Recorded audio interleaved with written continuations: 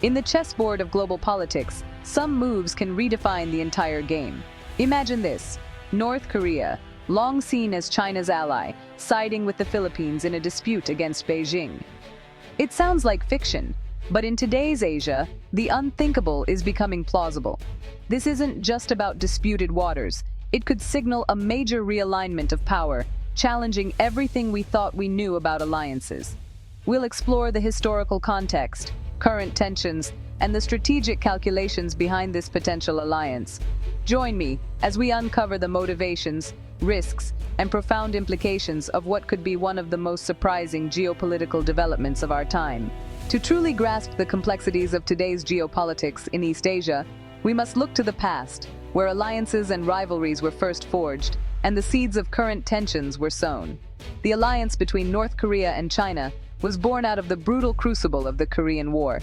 During those years, Beijing became Pyongyang's lifeline, sending troops, supplies, and unwavering support. This partnership has endured for decades, shaping the region's balance of power. Yet, beneath the surface, mistrust and friction have always simmered. North Korea's leaders, fiercely protective of their sovereignty, have never allowed themselves to become mere puppets of Beijing, even as they depend on China for economic and diplomatic survival. In recent years, Pyongyang's relentless pursuit of nuclear weapons has pushed this uneasy alliance to its limits. China, wary of instability on its border, has supported international sanctions, but North Korea has repeatedly ignored Beijing's warnings and pressure, determined to chart its own course. Meanwhile, the Philippines' relationship with China has evolved dramatically. For centuries, the two nations were bound by vibrant trade and cultural exchange, but today, they find themselves at odds over the South China Sea, where territorial disputes have escalated into a major flashpoint. In 2016, the Hague Tribunal ruled overwhelmingly in favor of the Philippines, invalidating most of China's sweeping maritime claims. Yet, Beijing dismissed the verdict, leaving Filipino fishermen and the nation itself locked in a David and Goliath struggle for their rights and resources in contested waters. Amidst these tensions, an unexpected relationship quietly persists. Since 2000, the Philippines and North Korea have maintained diplomatic ties, with no history of direct conflict or lingering grievances between them. Their interactions remain low-key, but stable. This neutrality offers a rare opening in a region marked by shifting alliances and rising tensions. Now, both nations find themselves facing a common challenge: navigating China's growing assertiveness and influence. The historical threads of friendship, rivalry, and ambition are converging in ways few could have predicted, setting the stage for a new chapter in East Asia's ever-changing story. The catalyst for this unlikely scenario is China's own behavior. Under Xi Jinping, Beijing has aggressively expanded in the South China Sea, building military outposts and harassing neighbors. For the Philippines, this is a daily struggle. Fishermen are driven away, and supply missions face Chinese blockades. President Marcos Jr. has declared, "We will not yield a single square inch of our territory." As China's pressure grows, the Philippines is seeking new partners, even unconventional ones like North Korea.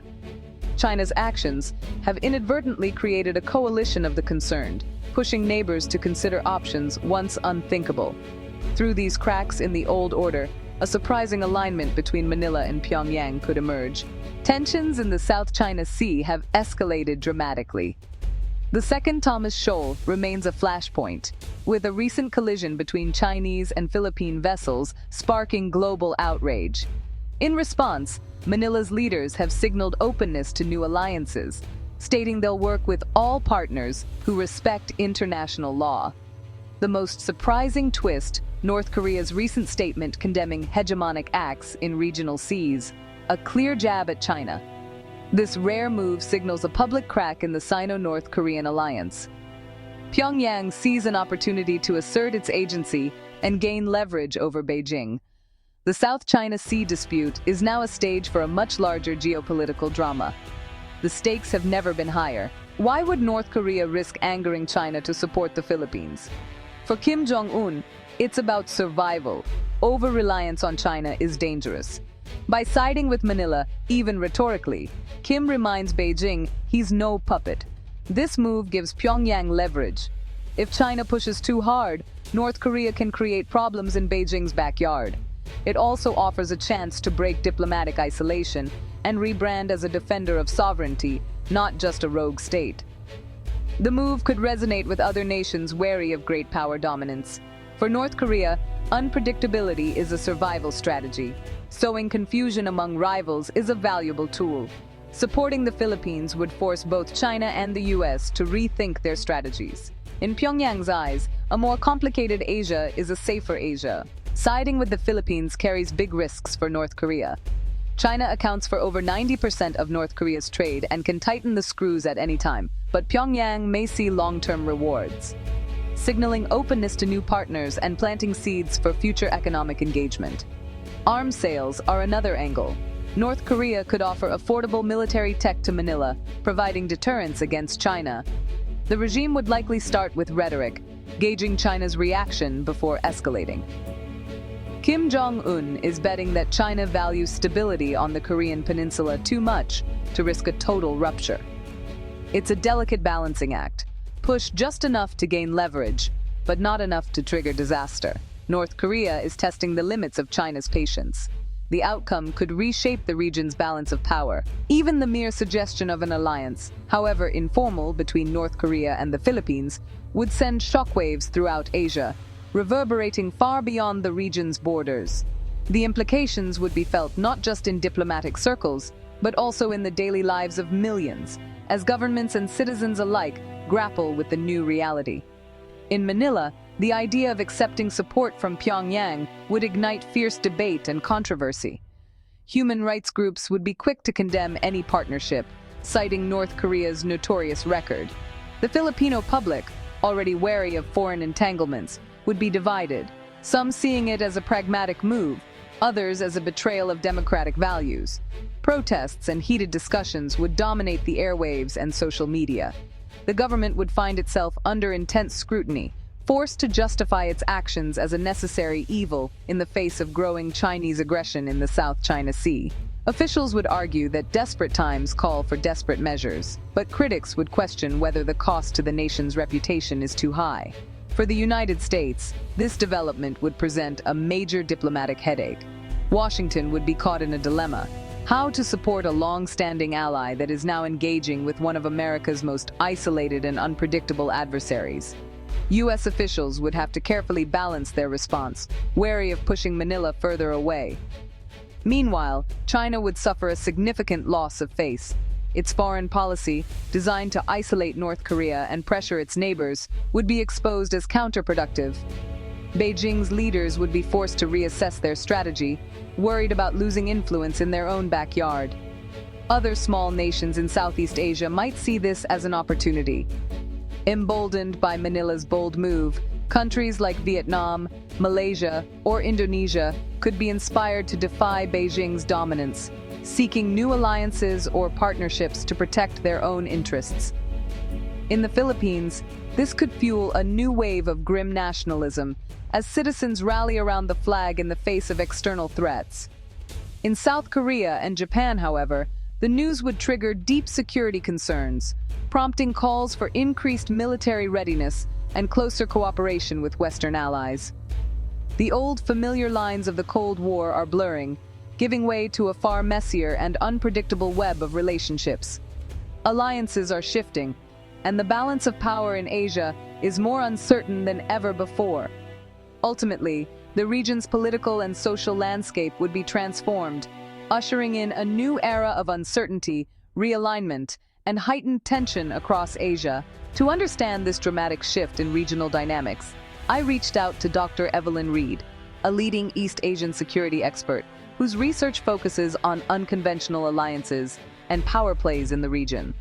Dr. Reed has spent years analyzing the subtle shifts in diplomatic strategies among states that often find themselves on the margins of global politics. She describes the current phenomenon as the pragmatism of pariahs, a term she uses to capture how isolated or marginalized states are increasingly forming alliances not out of shared ideology or values, but out of necessity, driven by common threats and mutual interests. These alliances are pragmatic, calculated, and often surprising to outside observers. Take North Korea and the Philippines, for example. On the surface, these two countries could not be more different, politically, culturally, and historically. Yet, both now find themselves feeling vulnerable in the shadow of a much more powerful neighbor, China. This shared sense of insecurity is enough to bring them to the same table, despite their vast differences. For Pyongyang, reaching out to Manila is a low-cost, high-reward strategy to gain leverage over Beijing, signaling that it has options beyond its traditional alliances. For Manila, engaging with North Korea is a bold move to assert its independence and demonstrate that it will not be easily intimidated or isolated. According to Dr. Reed, such cooperation would almost certainly begin in the shadows, through intelligence sharing, back-channel communications, and perhaps even clandestine arms deals.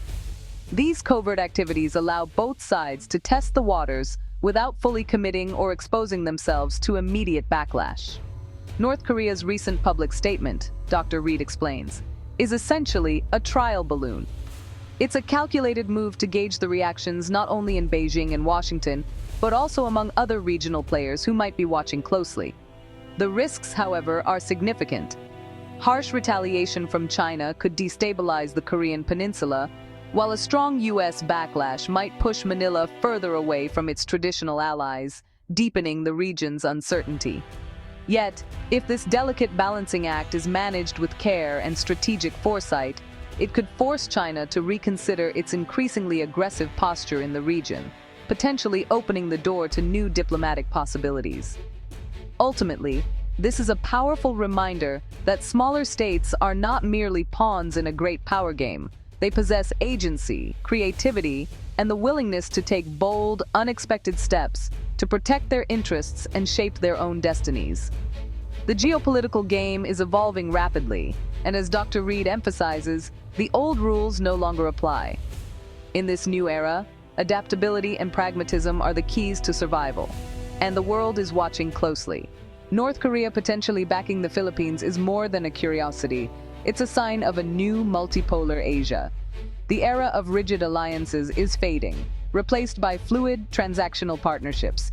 Nations are prioritizing their interests over ideology, forging alignments once unimaginable. For China, it's a warning. Coercion breeds defiance, not compliance. For the U.S., it's a reminder that allies have agency and will seek their own security.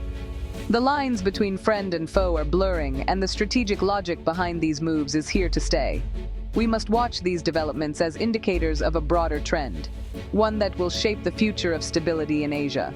The board is set, the pieces are moving, and the next move is anyone's guess.